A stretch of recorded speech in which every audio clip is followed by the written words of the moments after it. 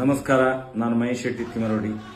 ಈ ದೇಶದ ಎಲ್ಲ ಒಂದು ಹೋರಾಟಕ್ಕೆ ಬೆಂಬಲವನ್ನು ನೀಡುತ್ತಿರುವಂತಹ ಸೌಜನ್ಯ ಪರವಾಗಿ ಹೋರಾಟ ಇರಬಹುದು. ದೇಶದ ಎಲ್ಲ ಜನರಿಗೂ ಪ್ರಥಮವಾಗಿ ವಂದಿಸುತ್ತಾ, ಇದೀಗಲೇ ಕಳೆದ 3-4 ದಿವಸದಿಂದ ಇಡೀ ರಾಜ್ಯ ದೇಶ ಇನ್ಸ್ಟಾಗ್ರಾಮ್ ಅಲ್ಲಿರಬಹುದು, ಫೇಸ್ಬುಕ್, ವಾಟ್ಸಪ್ ಎಲ್ಲದರಲ್ಲೂ ಕಾಣಿಸುವಂತದ್ದು ಒಂದೇ ಕುಮಾರಿ ಸೌಜನ್ಯ.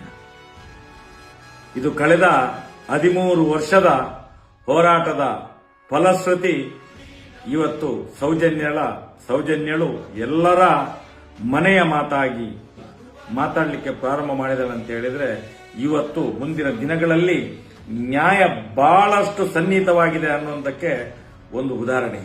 ಶಮೀರ್ ಅಂತ ಒಬ್ಬ ಹುಡುಗ ಒಂದು ವಿಡಿಯೋ ಮಾಡಿ ಬಿಡ್ತಾರೆ. ಅದರ ಬೆನ್ನಲ್ಲಿ ಏನಾಗಿದೆ ಅಂತ ಹೇಳಿದ್ರೆ, ಅವರಿಗೆ ಎಲ್ಲ ಈ ಅತ್ಯಾಚಾರಿಗಳ ಪರವಾಗಿ, ಈ ಕಾಮಂದರುಗಳ ಪರವಾಗಿರುವಂತ ಬೆದರಿಕೆ ಹೋಗ್ತದೆ. ಲೀಗಲ್ ಟೀಮ್ ಇಂದ ನಿನ್ಗೆ ನೋಟಿಸ್ ಬಿಡ್ತೇವೆ, ಅದು ಮಾಡ್ತೇವೆ, ಇದು ಮಾಡ್ತೇವೆ ಅಂತೇಳಿ ಇವ್ರಿಗೆ ಎಲ್ಲ ದಿಕ್ಕಿಂದ ಕಿರಿಕಿರಾಗಿ ನಿಲ್ಲಿಸ್ಬಿಟ್ಟು ಪುನಃ ಆ ಒಂದು ವಿಡಿಯೋವನ್ನು ಪ್ಲೇ ಮಾಡ್ತಾರೆ. ಈಗ ಈ ಹೊತ್ತಿಗೆ ಆಗುವಾಗ ಅದು 1 ಕೋಟಿಗಿಂತ ಮೇಲೆ ಹೋಗಿದೆ. 1 ಕೋಟಿಗಿಂತ ಮೇಲೆ ಹೋಗಿ ಆಯ್ತು.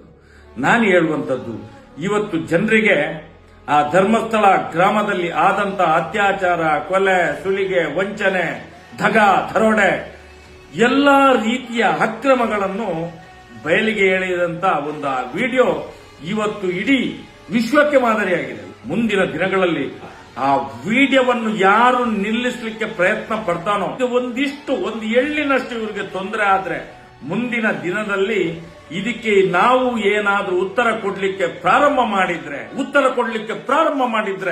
ಸೌಜನ್ಯ ಪರ ಹೋರಾಟಗಾರರು ಪ್ರಾರಂಭ ಮಾಡಿದ್ರೆ ಈ ರಾಜ್ಯದ ಸರ್ಕಾರವೇ ನೇರ ಹೊಣೆಗಾರಿಕೆ ಆಗ್ತದೆ, ಪೊಲೀಸ್ ಇಲಾಖೆ ಹೊಣೆಗಾರಿಕೆ ಆಗ್ತದೆ, ಈ ರಾಜ್ಯದ ಕಾನೂನಿನ ಸುವ್ಯವಸ್ಥೆ ಇದಕ್ಕೆ ಹೊಣೆಗಾರಿಕೆ ಆಗ್ತದೆ.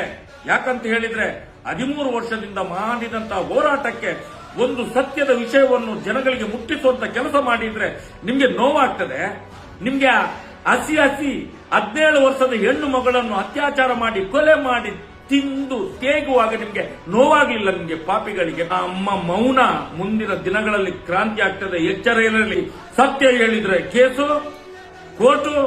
ಮುಂದಿನ ದಿನಗಳಲ್ಲಿ ಯಾರ್ಯಾರು ಅತ್ಯಾಚಾರ ಮಾಡ್ತಾರ ರಸ್ತೆಯಲ್ಲಿ ಬಂದು ಖಂಡಿತ ಹೇಳ್ತಾರೆ ನಾವೇ ಮಾಡಿದ್ದು ಅಂತೇಳಿ. ನೋಡ್ಬೇಕಾದ್ರೆ ಎಚ್ಚರಿಕೆಯ ಕರೆಗಂಟೆ ಇದು. ಈ ಸಮೀರ್ MDಯ ಒಂದು ವಿಡಿಯೋ ಎಚ್ಚರಿಕೆಯ ಕರೆಗಂಟೆ.